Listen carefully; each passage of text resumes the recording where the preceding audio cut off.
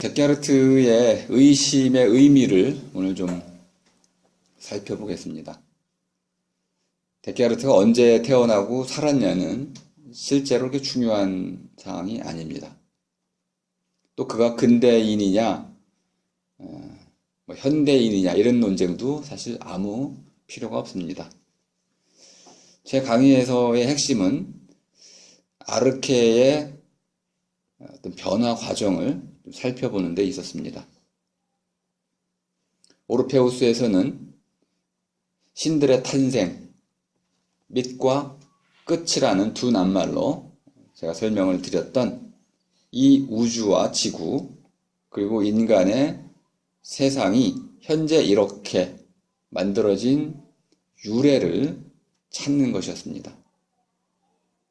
오르페우스 이전에는 이 세계는 밑도 끝도 없는 세계였습니다. 혼돈이었습니다. 카오스였습니다. 근데 오르페우스가 그런 칠흑 같은 암흑에서 빛을 발견했고 그 빛을 가지고 이 세상의 밑과 끝을 발견했습니다. 또는 주장했습니다. 또는 오르페우스의 말로 말하자면 만들었습니다. 비로소 오르페우스에 의해서 이 세계가 하나의 체계로 설명될 수 있었던 것이죠. 오르페우스는 이 세계가 왜 밑과 끝을 갖게 되었는지를 신이라는 아주 낯선 하지만 그들의 이야기 속에서는 우리식으로 옛날 옛적이라는 방식으로 사람들 사이에 널리 주고받았던 그들의 문화, 당시 7세기, BC 7세기의 문화 속에서 많은 영감을 얻었고 거기서 누가 미치고 무엇이 끝인지를 나름대로 체계화를 할 수 있었습니다. 이것을 고대 그리스 세계를 완성한 두 철학자는 플라톤과 아리스토텔레스였습니다. 제가 동굴의 비유를 가장 중요한 성과로 꼽았던 것도 기억하실 겁니다. 동굴이라는 것은 이 세계를 상징하는 낱말이었습니다. 이 세계에 사는 사람들은 감각의 노예라고 플라톤은 생각을 했었습니다. 감각은 우리에게 행복의 원천이라고 말할 수 있는 그 진리의 세계로 이끌어주기는커녕 진리를 차단하고 또는 진리의 길을 가로막는 그런 어둠을 상징했습니다. 여러분 스스로 생각해 보시면 과연 감각이 어둠이냐? 이렇게 스스로 자기에게 물어볼 수가 있을 것입니다. 몸이 아픈 사람의 경우는 눈이 아픈 사람은 눈의 소중함을 알게 됩니다. 감각은 우리에게 아주 소중한 것입니다. 하찮거나 또는 무슨 장애물이 아니고 반대인 것이죠. 우리에게 주어진 손, 이것은 아우스티누스를 끌어들이지 않더라도 그 자체로 우리에겐 좋은 것이고 좀 더 한 걸음 더 나아가자면 축복인 것입니다. 우리에게 복이 되는 것이죠. 근데 플라톤은 이런 감각을 좀 하찮은 것으로 여겼을까요? 거들이라는 철학자는 플라톤을 영혼의 철학자라고 부르기도 했습니다. 그들에게 문제가 되는 것은 삶이 아니고 죽음이었습니다. 제가 이집트를 통해서 좀 강조를 좀 드렸었습니다. 죽음이라는 것이 발견된 뒤 사람들의 모든 삶은 고통스러운 이 세계에서의 삶이 아니고 죽은 뒤에 영혼에게 주어지는 천년의 왕국에로 맞춰져 있었다. 플라톤 역시 피타고라스 학파의 영향을 크게 받았고 그런 신비주의적인 사상에 의해서 이런 이 세계에 그 당시 50살, 60살 이렇게 살던 시기에 천년이라는 죽음 이후의 영혼의 삶을 더 본래적인 삶이라고 믿었던 것입니다. 이거에 대해서 좀 반기를 들었던 철학자가 아리스토텔레스였습니다. 그의 형이상학은 중세 천년을 지지하는 또는 수용되었던 그러한 위대한 체계를 구성했지만 저는 그의 형이상학 체계보다는 그의 니코마코스 윤리학이 인류에게 더 큰 영향을 미쳤다고 생각을 합니다. 니코마코스 윤리학의 핵심 주제는 행복이었습니다. 근데 이 행복이란 말을 잘 사는 삶으로 이해를 해야 됩니다. 왜 행복이 아리스토텔레스의 에우다이모니아를 제대로 설명할 수 없는지는 잘 말씀드렸습니다. 잘 사는 삶이라는 것은 착한 삶하고도 연결이 됩니다. 사람은 착하게 살아야 되고 그 착한 삶, 플라톤식으로는 올바른 삶을 통해서 우리는 잘 사는 삶으로 다다를 수 있다고 믿었습니다. 아리스토텔레스는 철저하게 이 현실 세계에 방점을 찍었던 것입니다. 물론 그가 죽음 이후의 명성에 대해서도 클레오스에 대해서도 그 중요성을 간과하지는 않았지만 어쨌든 아리스토텔레스는 플라톤과 달리 이 살아있는 시간 동안의 삶 여기에 방점을 찍고 어떻게 우리가 잘 사는 삶을 참살이 이것을 이루어 갈 것인지 그 중용이라는 하나의 중요한 도덕적 관점을 제시를 해 주었습니다. 그 뒤에 이제 아우구스티누스의 경우에는 신화적으로 또는 밑도 끝도 없는 방식으로 이야기되던 그런 신론을 아우구스티누스는 역사적 인물이라고 할 수 있는 예수의 기반을 둔 성경에 근거해서 새롭게 재해석을 했고 그때 이제 플라톤과 아리스토텔레스, 특히 아리스토텔레스의 체계를 끌어들여서 새로운 종류의 신에 관한 이야기, 이제 이것을 테올로기, 신학이라는 이름으로 부르게 됩니다. 신학의 기초에서 이 세상의 밑과 끝을 찾게 됐습니다. 그리고 그것이 아우구스티누스에서 핵심적으로 논의가 됐던 것은 변신론이었습니다. 신을 위해서 변명을 해야 할 몇 가지 이유가 있었습니다. 왜 신은 인간을 불완전하게 만들었을까요? 또 신은 전지전능하다고 하면서 이 세계에 왜 악이 발생하고 있는 걸까요? 이러한 신을 위한 변론을 펼쳐야만 했던 것이죠. 아우구스티누스의 이런 변신론 덕분에 그 뒤에 오는 토마스 아퀴나스 같은 이런 위대한 종교적 천재 그리고 실존 철학으로 조금 변형되긴 했지만 키에르케고르와 같은 종교적 천재들이 쭉 뒤따라 나오면서 서양의 그리스도교는 아주 탄탄한 이 세계의 아르케에 대한 완전한 설명의 틀로서 자리를 잡았습니다. 근데 이미 데카르트에 의해서 그러한 설명의 틀은 뿌리채 이미 흔들린 상태였습니다. 15세기에 이미 그리스도교의 아르케 사상은 사실 뿌리가 뽑힌 셈입니다. 그런데 지오르다뇨 브루노는 지구는 둥글다라는 것을 케플러 방정식을 증명하는 강의를 했다는 죄목으로 또 그 강의를 철회하지 않는다는 이유로 화형을 당했습니다. 진리를 위한 첫 번째 순교이죠. 과학적 진리를 위한 첫 번째 순교라고 볼 수 있습니다. 데카르트에게도 신의 문제를 둘러싼 의심이 그리스도교에 큰 반감을 샀습니다.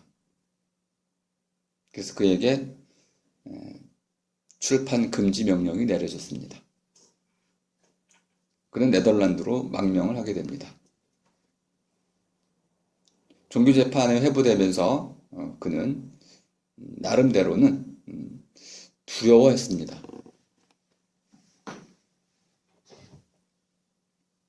갈릴레의 갈릴레오는 자신의 저작물을 회수당했습니다. 출판된 저작물을 출판 금지를 당한 것뿐만 아니라 이미 출판된 것도 모두 회수 조치를 당했습니다. 그리고 침묵할 것을 서약을 했습니다. 이렇게 그리스도교가 과하게 새로운 진리 앞에서 두려움을 느끼면서 그들의 침묵을 강요했던 것이죠. 그럼에도 불구하고 결국 새로운 진리, 종교적 진리가 아닌 증명에 근거한 진리, 이것이 더 많은 사람들에게 인정을 받고 지지를 받게 됐습니다. 그것을 이루어낸 여러 그런 혁명가들이 있지만은 저는 그 중에 데카르트가 가장 중요한 영양사 면에서 가장 중요하다고 봐서 데카르트의 의심이라는 것의 의미를 오늘 좀 말씀을 드려볼까 합니다. 보통 데카르트를 인식론적 전환을 이룬 철학자다 이렇게도 표현합니다. 그동안의 존재론적인 자명한 믿음 속에 있다가 그것을 하나의 새로운 근거, 인식론이라고 하는 새로운 근거 위에서 비판한 철학자. 근데 이 문제가 인식이라는 말이 뭐냐 이렇게 물어보면 영어로는 그게 두 가지로 이름이 붙어 있습니다. Theory, Knowledge, 지식에 관한 이론. Theory는 또 뭘까요? 지식은 또 뭐고요? Knowledge는 또 뭘까요? 이런 그 의미와 또 개념을 우리가 정확히 알고 있는지 또 스스로 물어봐야 됩니다. 또 하나는 에피스테멀러지. 에피스테라는 말은 고대 그리스에서 말에서 온 것입니다. 에피스테는 아주 중요한 낱말입니다. 푸코가 써서 또 중요해지기도 했습니다. 지식의 고고학에서 에피스테라는 말을 썼는데요. 사이언스랑 좀 구분시키려고도 했던 용어입니다. 사이언스라는 말은 근거를 갖추어서 안다 이런 뜻입니다. 근거 있는 암, 단순한 알미 아니고 증거 또는 증명된 암, 제 식으로는 증명된 암 이렇게도 볼 수 있는데요. 증명된 알미라는 것의 가장 중요한 의미는 그게 왜 옳은 암인지가 증명되어 있다는 겁니다. 신이 누군가 툭 얘기를 해가 누군가에게 얘기해서 이 지구는 둥글다. 내가 그게 들었다. 여시암은 나는 이와 같이 들었다. 그 들은 이야기를 다른 사람들에게 전달하는 방식으로 우리가 알을 갖는 게 아니고 계시는 그런 거였죠. 성경에 쓰여 있다. 불경에 쓰여 있다. 또는 도덕경에 뭐라고 쓰여 있다. 이렇게 해가지고 쓰여 있다는 것, 누가 말했다는 것, 그것을 근거로 우리가 그것을 믿게 되는 이런 종류의 알미, 계시라고 한다면은 메시지에 의한 것이죠. 사이언스는 그런 종류가 아니고 그 자체로 증명된 알미다. 그러니까 증거 없이는 받아들이지 않는 그런 알미의 태도를 함축하고 있습니다. 그러니까 증명을 요구합니다. 사이언스라는 것은 증명된 알미이기 때문에 증명을 위해서 가장 중요한 증명의 방법이 먼저 주어져 있어야 됩니다. 보통 근대 과학에서는 두 가지를 꼽고 있습니다. 첫 번째는 관찰이죠. 그리고 또 하나는 수학입니다. 현대로 올수록 관찰, 수학 이 부분은 아주 복잡해지고 있습니다. 시뮬레이션 방법도 있고요. 모델링 방법도 있고, 샘플링 방법도 있고, 벡터의 방법도 있고, 뭐, 이제 그 수학이라는 것이 이제는, 상상을 초월할 정도로 발전했기 때문에 단순한 수학 개념은 버리시는 게 좋습니다. 근데 더 중요한 개념 하나가 나왔습니다. 실험이라는 거죠. 현대 과학은 실험에 기초해 있습니다. 이건 관찰하고는 비교할 수 없는 수준입니다. 지금은 한 연구실에서 반물질 실험을 하고 있습니다. 만약 이 반물질 실험이 성공한다면 지구는 사라질 수도 있습니다. 지금의 과학자들의 실험은 예를 들어서 핵무기 이런 실험들을 상상해 보십시오. 그러면 핵무기를 발명하기 위해서 수많은 실험을 반복을 해야 됩니다. 그때 우리가 인류 전체가 겪게 되는 위험은 예측이 불가능합니다. 어떤 위험들이 발생할까요? 오늘날 한국 사회나 뭐 선진 사회에서 주로 쓰이는 화학 물질들은 과연 우리 인류에게 또는 다른 생물종에게 어떤 위험을 끼치는 걸까요? 우리가 쓰는 모든 물질들은 실험을 통해서 발명되거나 발견된 것들입니다. 근데 우린 이것들의 위험을 정확히 알고 있지는 못합니다. 처음에 제가 우스갯소리로 얘기했던 돈이면 그만이다라는 논리가 과학 속에 들어와 있습니다. 지식은 돈이고 지식을 누가 먼저 선점하느냐에 따라서 부의 명암이 갈립니다. 두 번째 발견자에게는 아무런 보상이 돌아가지 않습니다. 지적재산권이 그렇게 마련된 것이죠. 과거에 뉴턴은 어떠한 지적재산권도 갖지 못했습니다. 오늘날에는 어떤 발견은 반드시 지적재산권으로 전환이 되고 그리고 그에 대한 보상은 법적으로 이루어집니다. 지식이 곧 돈인 것이죠. 그러니까 누군든 남보다 1초라도 빨리 새로운 지식을 발견해서 출판, 퍼블리싱, 출판해야만 보상을 받게 되는 것입니다. 그 뒤에 뒤따라올 어떤 위험에 대해서 그는 생각조차 하지 않습니다. 근데 지금은 이러한 발견들이 주로 연구소 단위 또는 정부나 기업 단위로 이루어지기 때문에 그 위험들은 주로 은폐, 조작되기까지 합니다. 인류가 하나의 발전을 이뤘다고 하지만은 그게 진정한 발전인지에 대해서는 아직 우리는 판단할 수 없습니다.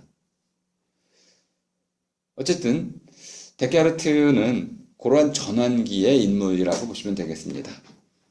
종교의 힘이 막강히 살아있었지만 또 그 밑바탕에서 과학적 진리를 위해서 목숨까지도 버리는 그러한 탐구정신 또한 솟아나고 있었다.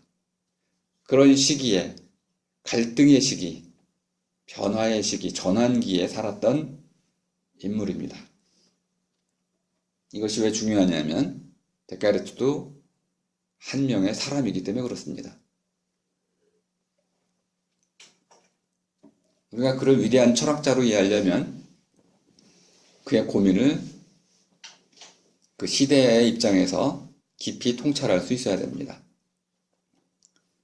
과학이라는 것이 증명된 알매 체계다, 알매 짜임새다 이렇게 이해를 해 볼 수 있다면 핵심은 믿음에서 알무로 전환되고 있다는 것을 쉽게 간파할 수 있습니다. 계시에 의한 믿음으로부터 어떤 종류의 새로운 알매로 밑과 끝, 아르케가 전환되고 있습니다. 그 전환을 수행한 철학자가 바로 데카르트입니다. 데카르트의 가장 유명한 명제는 나는 생각한다. 그러므로 나는 있다입니다. 코기토 에르고 숨이라는 말로도 많이 알려져 있습니다. 라틴 말입니다. 코기토에는 동사가 아니고 거의 주어가 들어가 있습니다. 코기토에는 단순 동사가 아니고 I think I라는 말이 들어가 있습니다. 그래서 나는 생각한다라고 완벽한 문장으로 번역을 해야 되고 마침표를 찍어야 됩니다. 나는 생각한다.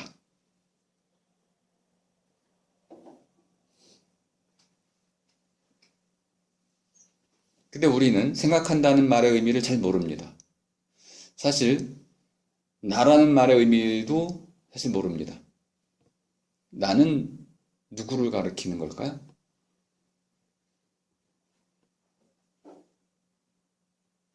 나는 몸으로 구성되어 있죠. 또 나는 가장 중요한 태어나서 살아나가다 죽는다는 이런 태어남이라는 출발점을 갖고 있습니다. 나라는 것은 나음, 나아진 자란 뜻입니다.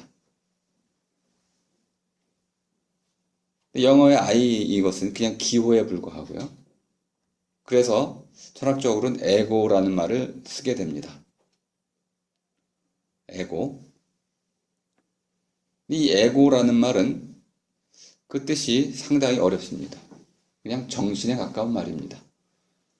그럼 여기에는 몸에 태어남, 어버이께서 나를 낳으셨다. 이 낳음이라는 하나의 처음의 사건, 이것이 잊혀 있습니다. 에고에는 태어남도 없고 자라나거나 병들고 또 늙어서 죽는다는 이러한 삶이라는 사건이 빠져 있습니다. 에고는 그냥 정신입니다. 이런 말로는 사람을 담아낼 수가 없다고 저는 봅니다. 우리말 나는 글을 제가 쓰긴 했는데 아직 발표를 안 해서 여러분께 소개해드리긴 조금 어려운데 기본적으로는 길쌈이라고 하는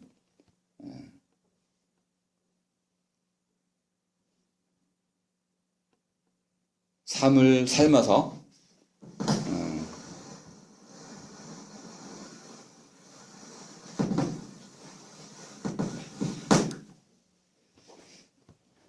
옷을 짜는 그러한 그 나이, 한삼 나이 같은 낳는다라는 말에서 비롯돼 왔습니다. 배짜기.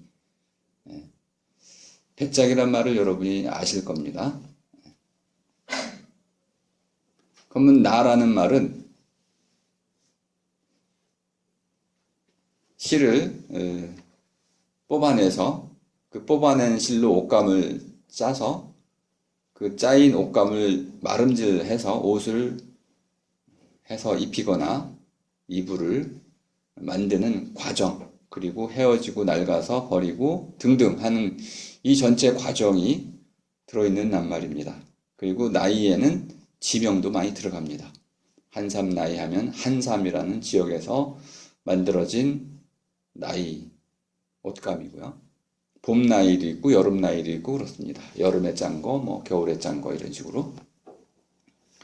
그 나라는 말은 이렇게 시간과 공간, 날줄, 시줄이 한데 짜이는 과정으로 만들어진 낱말입니다. 우리말 나라는 것은 그런 배짜기에서 비롯된 낱말이라고 저는 생각을 하고 있습니다. 나는 있다.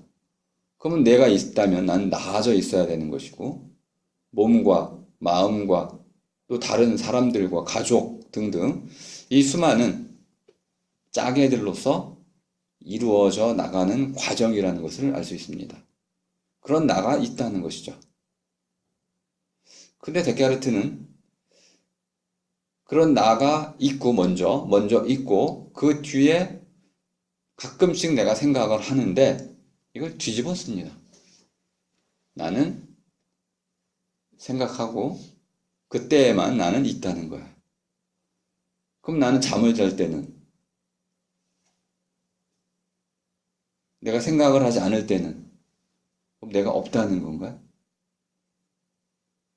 데카르트의 그 명제를 놓고 보자면 나는 오직 생각하는 동안에만 있다라고 말을 해야 됩니다.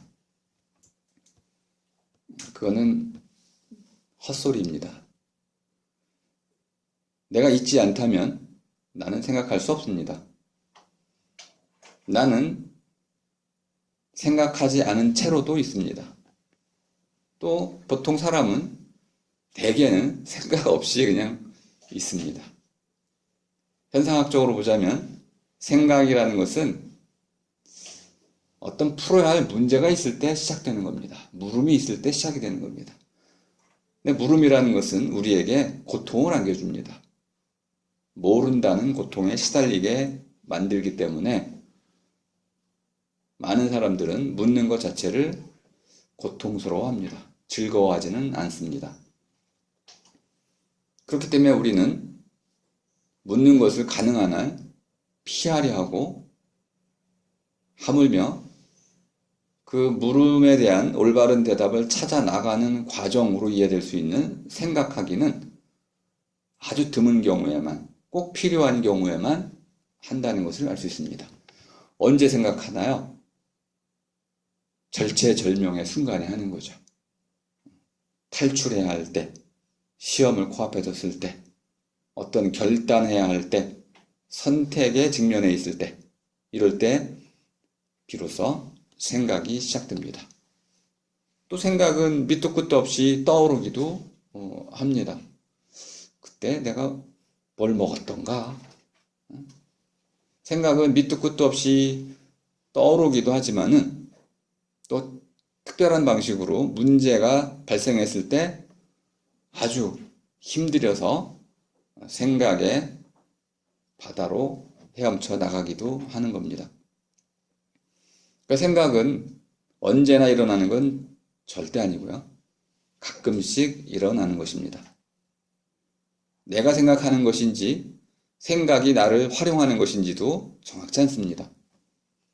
생각의 임자는 나는 아닙니다. 오히려 나는 생각의 도구인 것처럼 보입니다.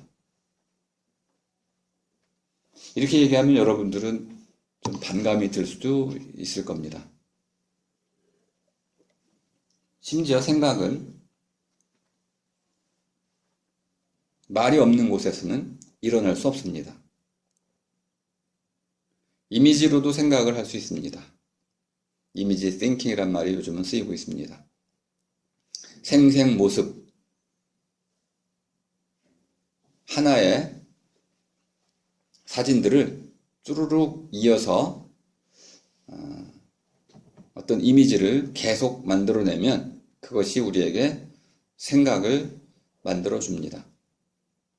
그런데 그 생각은 말로 바뀌지 않는 이상 즉시 사라지게 됩니다. 그러니까 이미지 싱킹이라는 것은 순간적인 것이고 지속되지 않는 성격을 갖고 있습니다. 여러분이 아무리 사랑하는 사람의 모습을 머릿속에 간직한다 하더라도 그것은 아무리 운이 좋아도 몇 초를 지속할 수 없습니다. 우리의 모든 기억은 이미지 방식이 아닌 의미의 방식으로 저장이 됩니다. 그렇다면 나는 생각한다는 이 생각한다는 조건은 할 수 없이 많습니다. 일단 내가 공포에 사로잡혀 있지 않아야 될 테고요. 또 아프지 않아야 될 테고요. 말을 갖추고 있어야 되고요. 이렇게 생각하기 위한 조건들을 다 갖추고 있을 때 비로소 나는 생각할 수 있습니다. 데카르트의 이 첫 번째 명제에 나오는 앞부분, 앞쪽은 나는 생각한다는 이 말 자체는 상당히 신비롭게 들립니다. 과연 나는 생각한다. 사실일까요? 그걸 가지고 그러므로 나는 있다라고 추론할 수도 있을까요?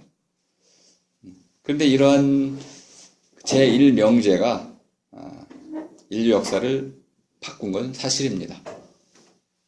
과연 오늘 이 명제가 갖고 있는 함축은 어떻게 우리가 볼 수 있는지 그걸 주로 말씀을 드려보고자 합니다. 제가 이제 지금 서론을 길게 하고 있는 중인데요. 데카르트가 갖고 있는 뭐 이건 많이 알려져 있으니까 짧게 설명드릴 수 있기 때문에 데카르트의 그 의심이 갖고 있는 의미에 대해서 주로 집중하고 있습니다. 데카르트의 이 의심의 방법은 아르케를 찾고 있는, 아르케의 역사를 찾고 있는 우리의 이 강의에서 어떤 역할을 하고 있는 걸까요? 일단 전환점이라는 건 분명합니다. 믿음에서 알무로 바꾸게 해줬다. 아르케를 믿음에서 알무로 바꿨다. 그리고 그 알미라는 것도 증명된 알무로서의 사이언스. 저는 과학이라는 이름은 잘못 붙여진 이름이라고 봅니다. 그래서 증명된 암 또는 에피스테메와 같은 말로 보자면은 속속들이 암. 속속들이 안다는 것은 전문가의 알무를 뜻하는 것입니다. 장인의 알무를 뜻하는 겁니다. 근데 장인은 담금질을 잘하는 장인도 담금질의 원리는 잘 설명 못하죠. 그렇기 때문에 그가 장인일 수는 있는데요. 과학자가 될 수는 없습니다. 과학자가 되기 위해서는 자전거를 탈 줄 알게 되는 원리를 설명할 수 있어야 됩니다. 그러니까 과학자는 속속들이 알긴 아는데 담금질을 잘 해내거나 또는 자전거를 잘 탈 줄 알거나 이런 실천적인 또는 기술적인 그런 알을 갖고 있지 않아도 됩니다. 과학의 특징이 바로 원리에 대한 탐구다라는 것을 쉽게 알 수 있습니다. 그러니까 증명된 알미라는 것은 한편으로는 원리에 관한 차원에서 말해지고 있는 것입니다. 오늘날에 이것이 좀 분화가 되어 가고 있는데요. 원리에 대한 알미에서 그 원리를 기초로 해서 실제로 무엇인가를 제작, 테크놀로지죠. 만들 줄 아는 암도 있습니다. 그것을 우리는 오늘날에는 그냥 넓은 의미에서는 테크놀로지, 한국에서는 공학이라고도 번역을 하고 기술이라고도 번역을 하고 있습니다. 번역의 문제가 심각해지면 우리는 서로 의사소통의 문제가 생깁니다. 테크놀로지는 한마디로 말하면 만들 줄 암입니다. 그걸 기술입니다. 만들 줄 암. 로봇을 만들 줄 알고 자동차를 만들 줄 알고 요즘은 이런 만들 줄 아는 사람을 엔지니어란 이름으로 따로 또 부르기 시작했습니다. 앞으로 21세기는 기술자의 시대가 아니고 엔지니어의 시대가 될 겁니다. 그럼 엔지니어는 무슨 뜻일까요? 이것도 이제 어려운 과제라고 볼 수 있는데요. 엔지니어는 원리를 기술에 접목시키는 사람입니다. 그러니까 원리도 알고 있어야 되고요. 기술도 갖고 있으면서 그것을 구체적으로 실현하는 사람입니다. 아이언맨에 보면 아이언맨의 그 주인공이 자기를 엔지니어로 소개할 때가 있습니다. 그는 엔지니어였던 것입니다. 과학적 원리들을 바탕으로 해서 새로운 어떤 것을 고안해내고 디자인하는 것이죠. 그리고 그것을 기술적으로 실현시키는 사람, 이것이 엔지니어입니다. 과학은 증명된 암 또는 속속들이 알이라고 한다면 기술은 만들 줄 암, 창조입니다. 이 둘이 좀 분리되고 있고요. 분리되면서 오늘날에는 이제 엔지니어링이라는 말로 새로이 통합되고 있습니다. 데카르트는 이 첫 번째 증명된 알매 차원에서 큰 기여를 한 철학자입니다. 물론 그는 수학자이기도 했습니다. 데카르트는 믿음에서 알무로 아르케의 영역을 좁혔습니다. 아르케에 이르는 길 자체가 데카르트에게 문제였습니다. 과연 우리는 신께서 알려준 그 진리의 세계에 어떻게 도달할 수 있을까? 우리 흔히 묻게 되잖아요. 아니, 그 알물 어떻게 갖게 되셨나요? 어떻게 아셨죠? 증명해 보라는 거잖아요. 어떻게 알았습니까? 그러면은 아우구스티누스라면 성경에 쓰여 있다라고 말할 겁니다. 그럼 다시 물어야 되겠죠? 성경은 어떻게 쓰였죠? 그럼 수많은 이야기들이 나오게 됩니다. 하지만 결국 한 가지 딜레마에 빠지게 됩니다. 성경이 어떻게 쓰였냐라고 묻는 순간 누구도 그거에 대해서 증명해 주질 못한다는 것을 깨닫게 됩니다.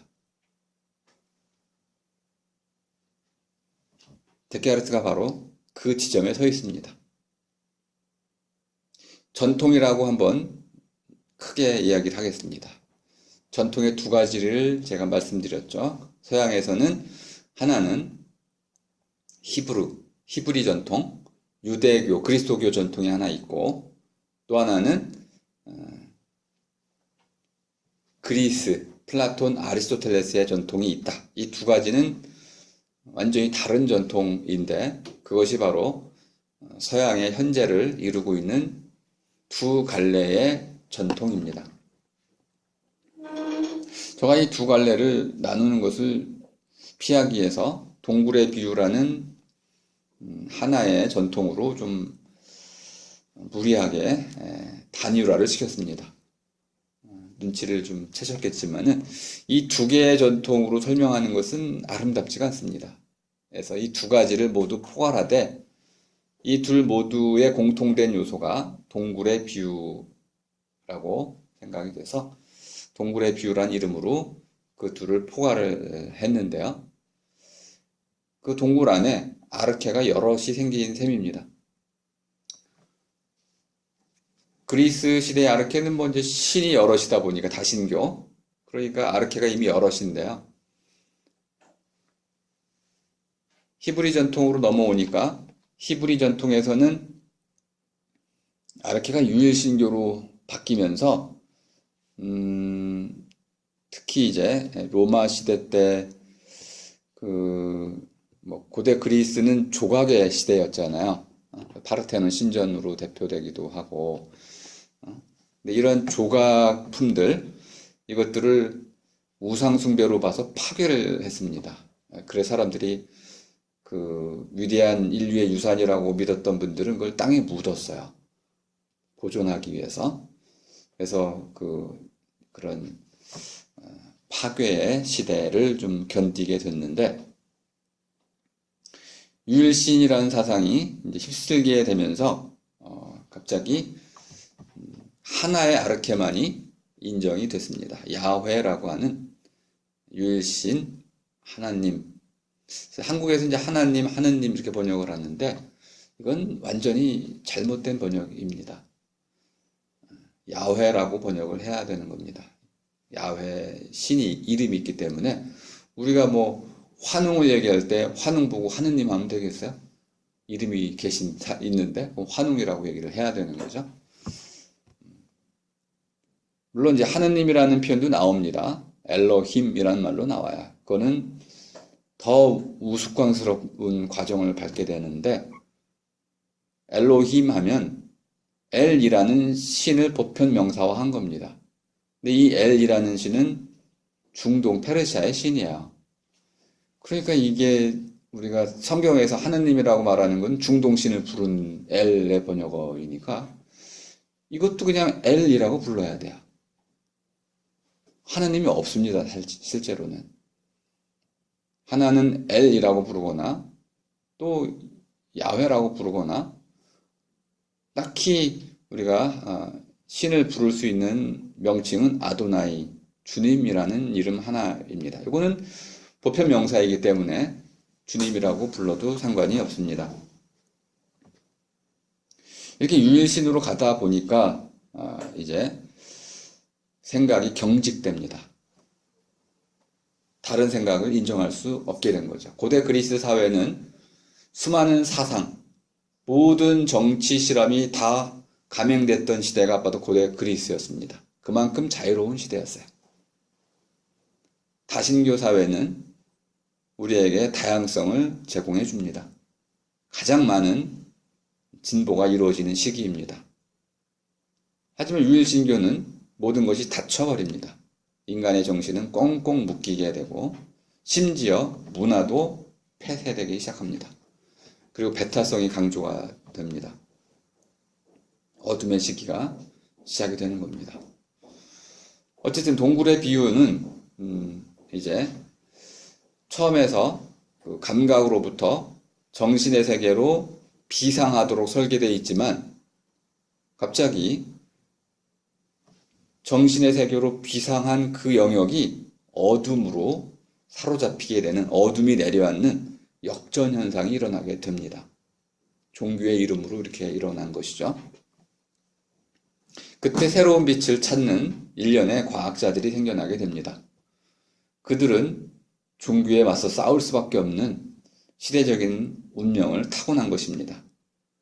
그들이 발견한 진리는 다 개인적인 것들입니다.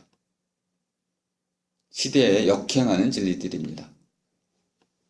이것이 이제 제가 데카르트를 오늘 소개하려고 하는 큰 맥락입니다. 물론 데카르트는 두려웠을 겁니다. 시대에 저항하는, 시대의 수레바퀴에 저항하는 사람은 당연히 그 수레바퀴에 깔려 죽임을 당하는 것이죠. 죽음에 대한 두려움은 누구나 갖고 있는 것이고 아무리 위대한 천재라도 그 두려움은 피해갈 수가 없습니다. 그래서 그는 자기의 철학에 대해서 이제 완전히 솔직할 수는 없었습니다. 제 생각이 그렇습니다. 데카르트가 실제로 그랬는지는 모르겠습니다. 많은 부분, 한두 군데를 제가 찾아냈는데 데카르트는 그 부분마저도 솔직하게 쓸 수가 없었습니다. 왜? 검열을 당하고 있었기 때문에. 그래서 그 고매하신 그 학자분들께서 자기의 모든 저작물을 샅샅이 훑어서 종교 재판에 회부할 수 있는 여지를 남기지 않기 위해서 아주 신중하게 글을 썼다고 이해하시면 되겠습니다. 그러한 시대의 한계를 뚫고도 자기의 생각을 거침없이 담아낸 그의 학문적인 이런 탐구에 대해서 상당히 존경심을 갖지 않을 수가 없습니다. 우리가 단순히 이해하는 데카르트의 의심이 아니고 그의 의심은 바로 시대에 대한 의심이다. 그리고 이 시대에 대한 의심은 한편으로는 권력에 대한 의심이기도 했다. 그래서 저는 데카르트를 혁명가라고도 부르고 있습니다.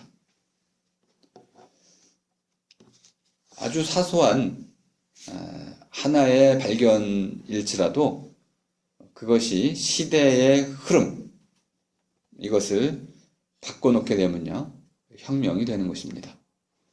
우연한 발견일지라도, 우연한 행동일지라도 누군가가 갑자기 서울광장에 촛불을 들고 섰어요.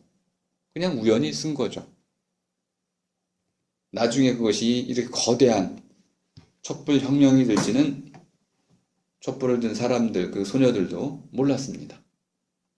그런데 바로 그것이 시대가 요구하는 것이었기 때문에 그 촛불을 드는 순간 시대가 바뀌게 되는 것입니다. 그래서 저는 시대가 사람을 만든다라고 생각을 합니다.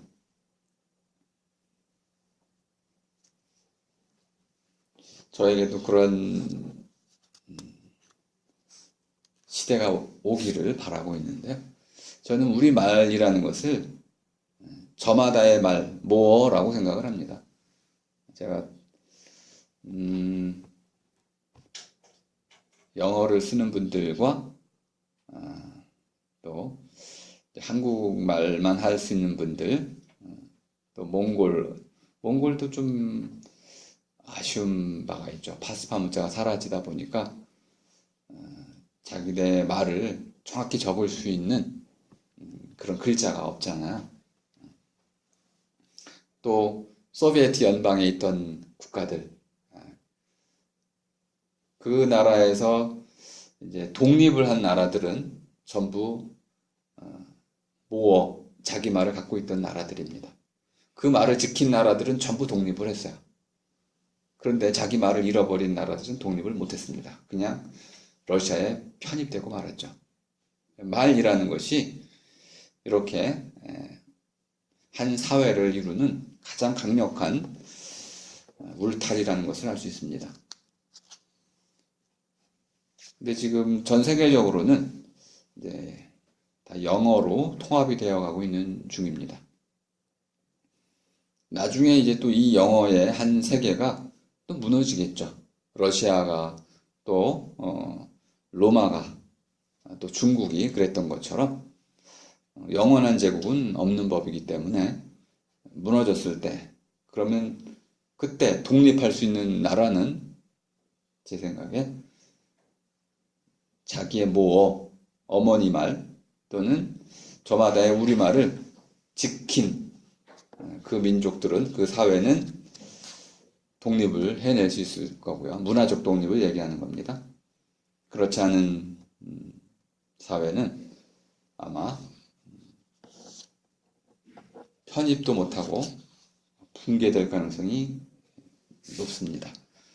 한국 사회도 지금 우리말 자체가 심각하게 파손되어 있는 상태입니다. 더 심각해지고 있는 중입니다.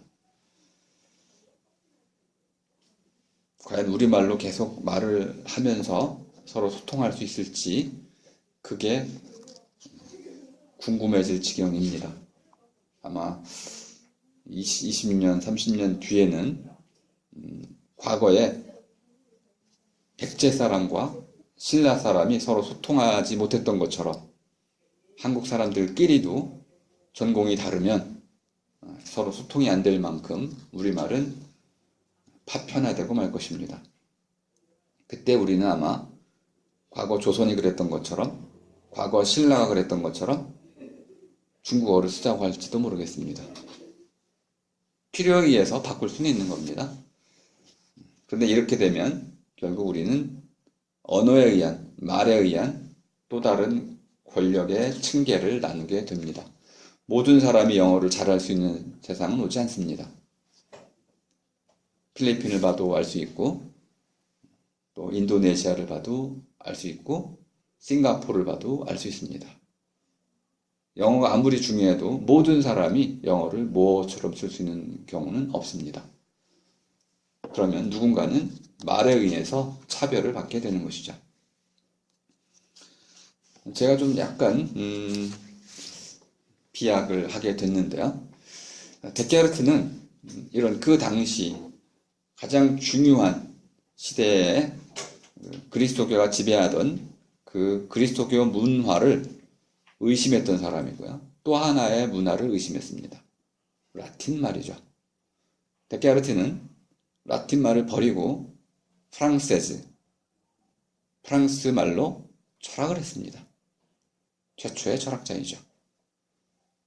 나중에 칸트가 데카르트를 따라서 도이치, 독일 말로 철학을 합니다.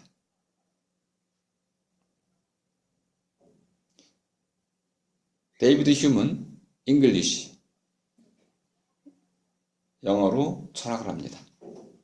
우리가 알고 있는 위대한 철학자들은 이제 전부 자기 말로 철학을 하기 시작합니다. 알고 봤더니 플라톤도 자기 말로 했어요. 이게 지금 우리가 보기에 말하기는 쉽지만 당시 최고의 문화 중심은 이집트였습니다. 탈레스는 이집트에서 60년간 유학한 유학파예요. 피타고라스 또한 마찬가지입니다. 10년 이상을 이집트에서 유학한 사람입니다. 심지어 그전에는 페르시아에 가 있었습니다. 유학파들이 돌아와가지고 이집트 말을 하나도 쓰지 않았습니다. 그들은 오직 자기네 말, 그리스어로 철학을 했습니다. 신기하잖아요. 돌아온 사람들이 오자마자 자기네 말로, 자기의 모어로, 그들의 우리말로 철학을 합니다. 굉장히 어려웠을 겁니다. 전 이거는 반대로 이해해야 된다고 봅니다. 그들은 이미 떠나기 전에 그들만의 우리말로 학문을 하려고 결정을 내렸고, 유학하는 내내 두 개의 말을 같이 써왔을 것이다. 한 번에 그렇게 바꿀 수 있는 일은 아예 없기 때문에 그렇습니다. 평생은 그렇게 유학 가 있는 동안에도 그리스 말과 이집트 말을 동시에 두 개의 말을, 저는 두 말 함께 쓰기란 말을 쓰고 있는데요. 두 말 함께 쓰기를 실천하지 않았으면 돌아오자마자 그리스 말로 철학을 할 수는 없는 것이죠. 한국의 철학자들을 한번 눈여겨보시면 알 수 있습니다. 저는 80년대 학번인데 제가 들어왔던 강의실에서 교수님들은 한국말을 잘 못하신 분이 많았어요. 다 칠판에 쓰는 건 전부 한자는 못 쓰시고 영어로 막 계속 라틴어, 영어, 뭐 불어, 독일어, 이게 한국의 강의실인지 외국 강의실인지 분간이 안 될 정도로 끊임없이 외래어를 남발했습니다. 그리고 그것이 학문성이라고 생각을 하셨습니다. 저에게 강요하셨죠. 이거 알아야 된다. 저도 그것을 알아야 된다고 생각을 했습니다. 물론 알아야 됩니다. 근데 제가 어느 순간 우리말의 중요성을 깨닫게 됐습니다. 탈렛은 그렇게 안 했더라고요. 60년 유학파가 오자마자 자기네 말로 책을 썼습니다. 그 책이 지금도 전해지고 있습니다. 그건 이집트 말하고는 아무 상관이 없었습니다.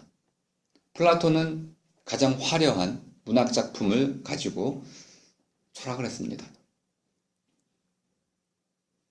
그 전통이 쭉 이어지다가 이제 라틴 문화권으로 오면서, 제가 이제 키케로를 좋아한다고 했지만 키케로가 바로 이제 언어 제국주의를 실현한 사람입니다. 라틴 말이 세계를 제패해 버렸습니다. 나머지 말들은 발전할 수가 없었습니다. 그것들은 학문 언어도 아니고 문학 언어도 아니고 종교 언어도 될 수가 없었습니다. 그냥 생활을 살아가는 생활어, 일상어라고 우리가 얘기하는 나날말 수준에 그쳐 있었습니다. 그런 말로는 철학을 할 수가 없었죠. 그런데 데카르트 처음에는 라틴 말로 철학을 했습니다. 그러다가 자기 말로, 자기네 우리말로 방법서설을 쓰기 시작합니다. 성찰이라는 것을 이제 프랑스 말로 쓰면서 큰 성공을 거두게 됩니다. 왜냐하면 사람들이 읽을 수 있게 됐거든요. 프랑스 사람들이 철학책을 읽을 수 있게 된 거예요. 대중의 지지를 받게 됐습니다. 귀족이 없어도 돼요. 귀족이 돈을 주지 않아도 이런 일을 음악에서 했던 사람은 모차르트입니다.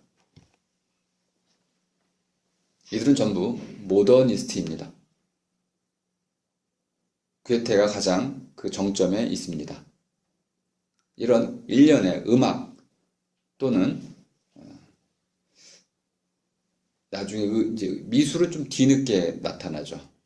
에드가 드가라는 사람 정도에서 나타나게 되는데요. 철학이 가장 앞서 있습니다.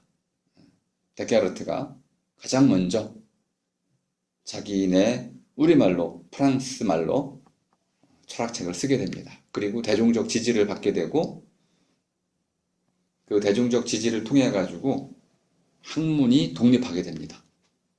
이제 귀족이나 왕의 보호 없이도 학자가 자기 책을 써서 사랑할 수 있게 된 거죠. 이런 세상을 만든다는 것은 완전히 새로운 시대를 창조하는 것과 같습니다. 그것이 저는 그가 말 하나를 바꿈으로써 이루었다고 생각을 합니다. 여기까지 이제 좀 말씀을 드리고 쉬고 데카르트의 의심의 방법에 대해서 좀 설명을 드리겠습니다. 일단 10분 쉬겠습니다.